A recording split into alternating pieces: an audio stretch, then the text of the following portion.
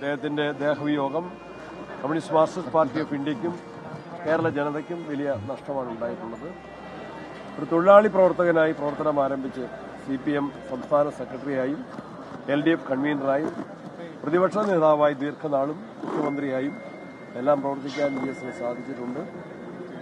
രാഷ്ട്രീയമായ എതിർപ്പുകൾ നിൽക്കുമ്പോഴും വ്യക്തിപരമായി എല്ലാവരുമായി നല്ല സൗഹൃദം പുലർത്താൻ അദ്ദേഹം പ്രത്യേകമായിട്ട് ശ്രമിച്ചിട്ടുണ്ട്. അദ്ദേഹത്തിൻ്റെ കുടുംബത്തോടും CPM നേതൃത്വത്തോടും CPM അണികളോടുമുള്ള ദുഃഖം ഞങ്ങൾ പങ്കുവയ്ക്കുന്നു. ഞാൻ വളരെ കുട്ടിക്കാലം മുതൽ അടുത്തറിയുന്ന നേതാവാണ് ശ്രീ അച്യുതാനന്ദൻ. ഞങ്ങളൊരു ജില്ലക്കാർ എന്നുള്ള നിലയിൽ മാത്രമല്ല, ആലപ്പുഴയുമായി ബന്ധപ്പെട്ട എല്ലാവർക്കും അദ്ദേഹവുമായിട്ട് നല്ല വൈകാരികമായ അടുപ്പമുണ്ട്. ആദ്യമായി ഞാൻ അദ്ദേഹത്തെ കാണുന്നത് ഞങ്ങളുടെ നാട്ടിൽ ഒരു പൊതുയോഗത്തിൽ വരുമ്പോഴാണ്. ഇന്ന് കാണുന്ന VS അല്ല, നന്നായി തടിച്ച് നന്നായി ഉറച്ചത്തിൽ സംസാരിക്കുന്ന ആളായിരുന്നു. അങ്ങനെ ഒരു ആലപ്പുഴക്കാരൻ എന്നുള്ള നിലയിൽ പലപ്പോഴും ഞങ്ങളോടൊക്കെ വളരെ സ്നേഹവും വാത്സല്യവും അദ്ദേഹം കാട്ടിയത്. നിലപാടുകളിൽ കാർക്കശ്യമുണ്ടായിരുന്നു, പ്രത്യയശാസ്ത്രപരമായ ഭിന്നതകൾ ഉണ്ടായിരുന്നു. എങ്കിൽ പോലും നല്ല ഒരു മനുഷ്യസ്നേഹി എന്ന നിലയിലാണ് ഞാൻ അദ്ദേഹത്തെ കാണുന്നത്. നല്ല സൗഹൃദം, കാണുമ്പോഴൊക്കെ നല്ല സൗഹൃദം അദ്ദേഹം പുലർത്തുമായിരുന്നു.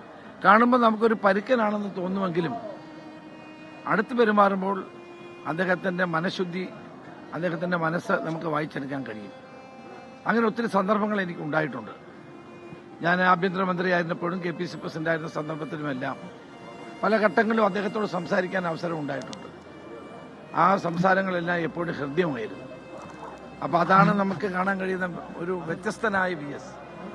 അപ്പോൾ അതുകൊണ്ട് തന്നെ ആ സ്നേഹവും വാത്സല്യവും ഒക്കെ അനുഭവിക്കാനുള്ള അവസരം ഉണ്ടായിട്ടുണ്ട് എന്നത് എന്നെ സംബന്ധിച്ചിടത്തോളം എന്നും ഞാൻ ഓർക്കുന്ന ഒരു കാര്യമാണ്. തീർച്ചയായും അദ്ദേഹത്തിൻ്റെ വിയോഗം നമുക്കൊരു നഷ്ടം തന്നെയാണ്.